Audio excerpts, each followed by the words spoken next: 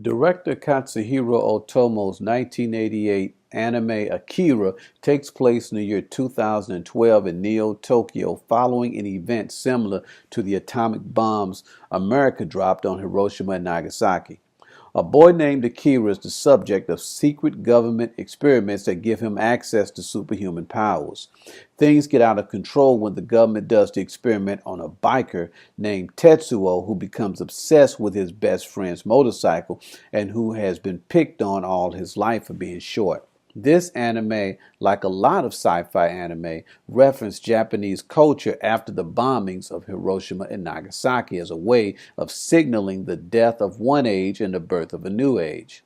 Looking at this anime and others like Ghost in the Shell, the influence of Ridley Scott's 1982 film Blade Runner is obvious in the fusion of industrial-looking tech combined with social and environmental issues like crime, poverty, overcrowding, and lots of consumer products marketed on just about every square inch of available space.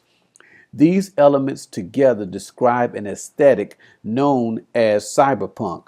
Watching Akira, it is easy to see how much Blade Runner influenced the artwork, and in a lot of ways, Akira takes it a step further. Watching it, even after 30 years since it was made, it can easily take a couple of nights just to take in everything. And unlike most anime, where only the main characters in the foreground move, everything, and I do mean everything, moves in Akira. Otomo is a gearhead, and his obsession with detail, particularly machines, verges on the insane. Up to the time it came out, the only animation you could find this kind of motion was Disney. But Disney was for kids in those days, but Akira was aimed at adults.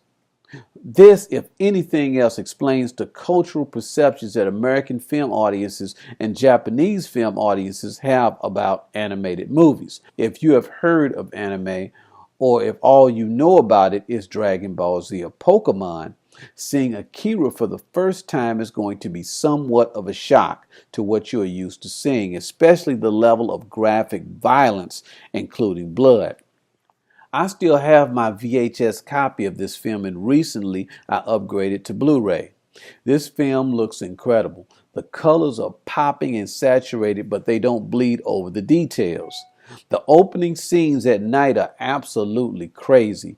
The rainbows chasing the motorbikes themselves, the clothes, the cityscape, everything looks better on Blu-ray. Despite the look of this film, though, the dialogue is bad. Otomo shows his weaknesses in the writing department, but I'm not sure how much of this has to do by it being translated out of Japanese to English. I read someplace that they were thinking about turning it into a live-action movie, but I don't think it'll work because the story itself is rather convoluted. Plus, I don't think that every good anime translates to live action. Look at what happened to Ghost in the Shell.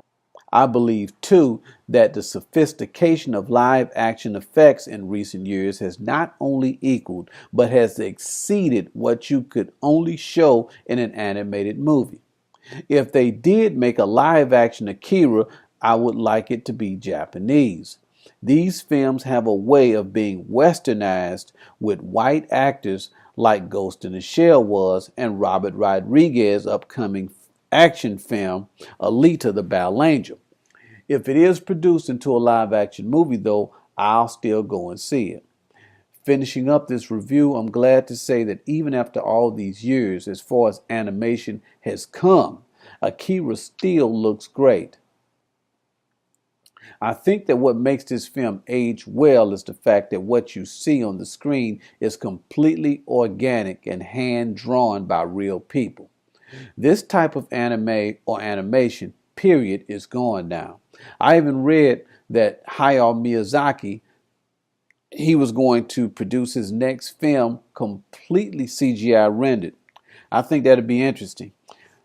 Thanks for watching this video, and if you like it, please leave a like and a comment and subscribe to my channel for more videos. Thank you, and I'll see you next time.